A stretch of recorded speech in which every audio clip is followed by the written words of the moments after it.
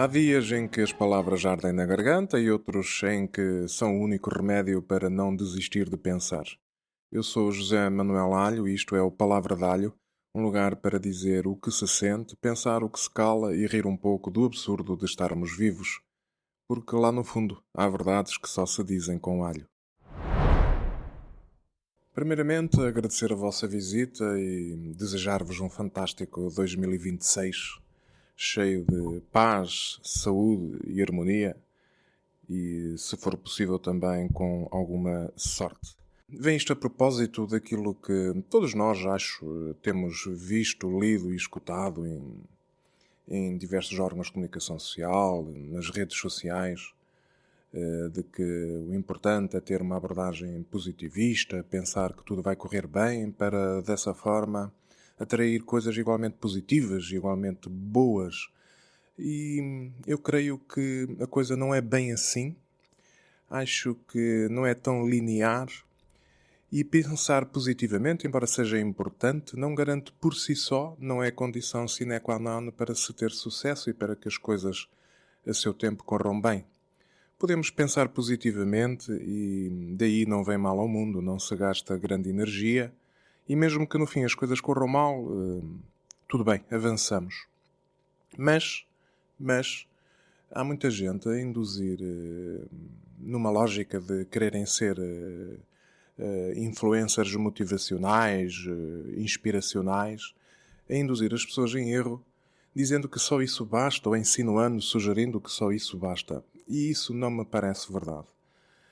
De igual modo, não me parece verdade que, sendo honesto, sendo trabalhador, sendo resiliente e persistente, baste para ter sucesso.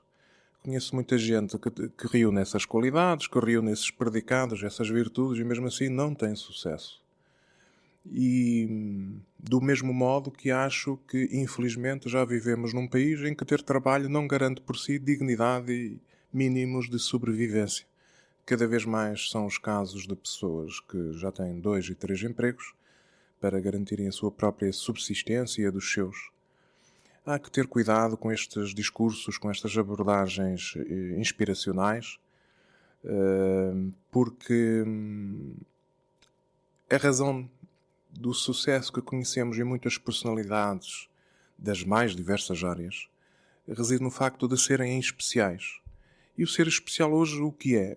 Bem, eu começo com a maturidade da idade e com a experiência de vida a chegar à conclusão: nós tornamo-nos especiais quando a pessoa certa, na hora certa, no local certo, repara em nós.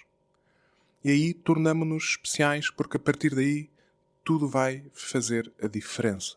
Isto aplica-se à nossa vida sentimental, à nossa vida social, à nossa vida profissional.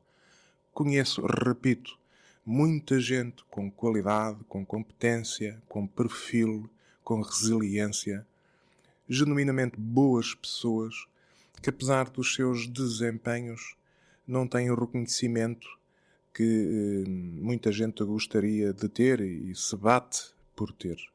Portanto, é preciso ter cuidado porque há muitas personalidades públicas que agora gostam de produzir discursos, intervenções sobre abordagens holísticas e, de novo, inspiracionais, que andam com esse tipo de discurso e às vezes as pessoas chegam à conclusão perguntando-se: mas eu acreditei tanto, eu acreditei de forma tão positiva e mesmo assim não tive sucesso.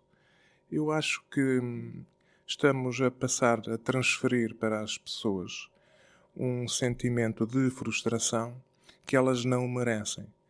E muitas vezes não tiveram, não têm sucesso porque não foram especiais. Isto é, na hora certa, no local certo, a pessoa certa não reparou nelas. E, portanto, muitas das carreiras que conhecemos de sucesso aconteceram nessas circunstâncias em que as pessoas se tornaram especiais. Aqui há tempos estava a ver na televisão a Cristina Ferreira, que é uma personalidade a quem eu reconheço méritos, mas não sou, muito longe disso, fã. Estava a entrevistar um ex-concorrente de um reality show e a determinada altura ela virou-se para o convidado e disse-lhe: Bem, tu estás sempre a dizer que as coisas boas não te acontecem, por mais que te esforces, por mais que batalhes. E já pensaste que é por pensares assim que nunca tens tido sucesso?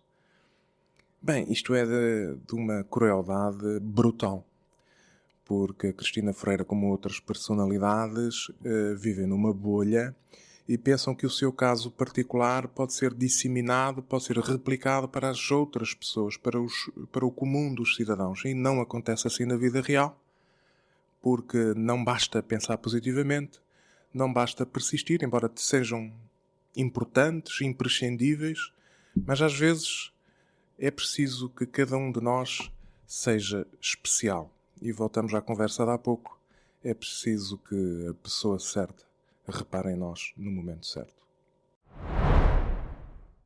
Ainda sobre a entrada em 2026, quero deixar-vos aqui uma reflexão sobre a mudança de ano, pois à medida que os anos se vão passando, e felizmente vamos cá estando para contar, estas passagens de ano têm-me deixado chocado, pois parece que em Portugal instalou-se, a pretexto dessas passagens de ano, um cenário de guerra urbana, onde o civismo e a legalidade acho que foram as primeiras baixas. A questão que eu me coloco é: será que qualquer pessoa pode, em qualquer sítio, lançar fogo de artifício? E a resposta, depois de fazer uma breve mas cuidada investigação, é não.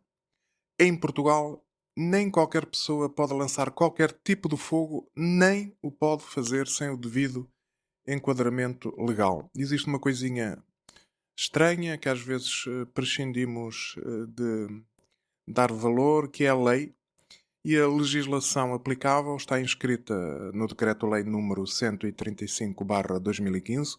Não vamos amassarmos, mas é nessa legislação que estão organizados os artigos pirotécnicos em 4 categorias. Deixo para a vossa curiosidade, se tiverem interesse, consultar essas 4 categorias. E isto tudo para de vos dizer que, de facto, o lançamento de fogo de artifício por particulares está sujeito a licenciamento administrativo. E o que é o licenciamento administrativo, este palavrão, esta expressão pomposa? É autoridade policial, portanto, o emprego de artigos pirotécnicos requer uma licença emitida pela autoridade policial da área, seja a PSP ou a GNR, consoante os casos, e também precisa de autorização municipal. Frequentemente é também necessária essa licença de ruído e em certas épocas do ano uma autorização da Câmara Municipal ou até mesmo da Proteção Civil, devido, como sabemos, aos riscos de incêndio, particularmente no verão. E para quem não cumpre isto, perguntará: bem, para quem não cumpre, existe as coimas. Mas a realidade das coimas é algo que nós não podemos contar para normalizar e disciplinar este facto que temos assistido nas passagens de ano. É que numa passagem de ano, quem é que fiscaliza a aplicação da lei? É porque as coimas variam entre os 250 e os 1500 euros. E, portanto, a fiscalização na noite de passagem de ano é um exercício, acho eu, de impotência. E o que estamos a ver é o resultado de uma combinação perigosa. A facilidade de compra de baterias de fogo potentes e a convicção de que toda a gente tem de que, sendo uma festa, a lei suspende a sua vigência. Isto preocupa-me porque também quero aqui assinalar o impacto que o fogo de artifício indisciplinado, selvático, tem sobre as pessoas, particularmente as pessoas que padecem de doenças nervosas, os mais idosos que estão em casas de repouso, os doentes e também, muito especialmente, os animais. Acho que o legislador tem que, porventura, rever a aplicação desta lei, porque há falta de civismo, há falta de empatia pelos outros, pelos animais. É preciso assegurar uma repressão eficaz, porque a situação como está e como tem vindo a evoluir nos últimos anos é absolutamente insustentável e eu espero que possamos, em anos futuros, passar o ano de forma mais civilizada. Com o final de 2025, vieram os costumeiros almoços e jantares de Natal e outras festas e outros reencontros, e foi por isso um momento particularmente oportuno para acompanhar o início de vida dos autarcas eleitos no passado mês de outubro. E, portanto, notei que foi um corrupio particularmente agitado e preenchido. Vi muitas publicações nas redes sociais onde os autarcas disseram que marcaram presença, foi com alegria que aceitaram o convite para estarem naquele jantar, ou naquele almoço, ou naquela festa. Mas desde outubro, e apesar de já terem sido aprovados os orçamentos de muitas autarquias locais, o que eu não tenho visto é publicações dos autarcas dizendo eu decidi, eu escolhi, eu optei, tenho esta novidade para vos comunicar, porque eu tenho visto muita festa, tenho visto muito movimento, mas não vejo grandes decisões, grandes opções, grandes mudanças a assinalar. E quando vejo e ouço autarcas queixarem-se que nem sequer tiveram muito tempo para preparar os seus orçamentos, fico preocupado, porque das duas uma. Ou os autarcas estão já a ensaiar um expediente, um truque, uma habilidade para não cumprirem os compromissos eleitorais que assumiram em campanha eleitoral, ou, em alternativa, são absolutamente incompetentes e não estavam preparados para a função. Portanto, eu deixo aqui, apesar deste alerta, um- uma exortação e um desafio aos autarcas que comecem o quanto antes a fazer opções, a fazer escolhas, a decidir para aquilo que de negativo há a alterar seja modificado e aquilo que de positivo já exista possa ser melhorado e potenciado. Espero que tenham acabado os convívios.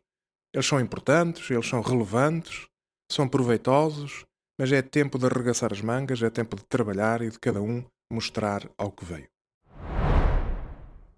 Ainda na sequência das eleições para as autarquias locais em outubro passado, tenho constatado que as reuniões públicas de câmaras municipais, de assembleias municipais, de assembleias de freguesia têm tido nos seus editais, nas suas convocatórias, uma situação que me surpreendeu.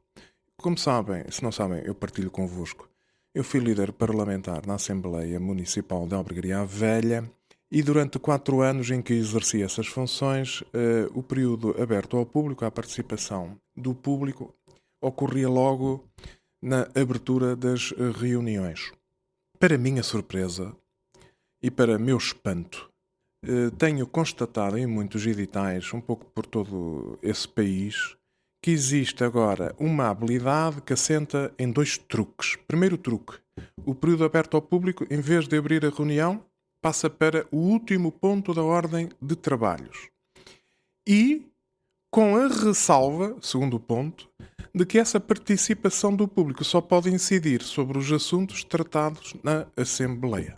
Bem, muitos autarcas andaram há semanas, há meses, a fazer campanha eleitoral, prometendo às pessoas que iam estar mais próximas das suas aspirações e problemas, assegurando o seu empenhamento para resolver 30 por uma linha, porque queriam encurtar a distância entre os eleitores e os eleitos, que pudessem contar com eles, que os seus gabinetes estariam sempre abertos. E agora, chegados ao poder, a primeira coisa que fazem é assegurar que a participação do cidadão comum não se faz no início da reunião. E como sabemos, estas reuniões podem ser, por vezes, muito extensas, durar horas e horas. E, mais do que remeter para o fim da reunião, os autarcas eleitos agora dizem, bem, o senhor pode falar, ou a senhora podem falar, desde que seja um assunto relacionado com a ordem de trabalhos que nós definimos.